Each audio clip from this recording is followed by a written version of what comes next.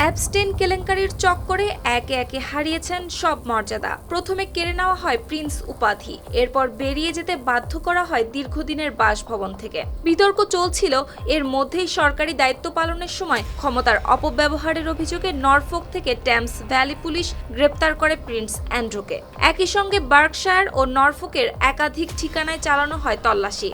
কয়েক ঘন্টা পর জানানো হয় তদন্তের আওতায় ছেড়ে দেওয়া হয়েছে তাকে। তবে এটি কোনো সমাপ্তি নয়, বরং আনুষ্ঠানিক তদন্তের সূচনা মাত্র। বিবিসির অনুসন্ধানী প্রতিবেদনে বলা হয়েছে, গ্রেপ্তারের আগে টেমস ভ্যালি পুলিশ অবহিত করেছিল যুক্তরাজ্যের হোম অফিসকে। এছাড়া অ্যাপস্টেইন সংক্রান্ত নতুন নথি প্রকাশের পরই শুরু হয় তদন্ত প্রক্রিয়া। বিবিসি আরও জানায়, বিষয়টি ঘিরে একাধিক সংস্থা সমন্বিতভাবে খতিয়ে দেখছে অভিযোগগুলো।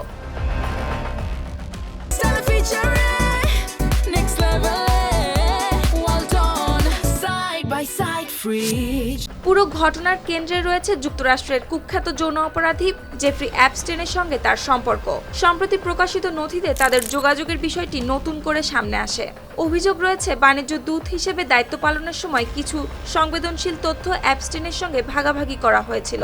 যদিও গ্রেপ্তারটি সরাসরি কোনো যৌন অপরাধের অভিযোগে নয় বলে জানিয়েছে পুলিশ, তবুও বিষয়টি ঘিরে রয়েছে হাজারো প্রশ্ন। এদিকে গ্রেপ্তারের বিষয়ে ব্রিটিশ রাজা চার্লস তৃতীয় বলেছেন, আইন তার নিজস্ব গতিতে চলবে এবং তদন্তের পূর্ণ সহযোগিতা দেওয়া হবে।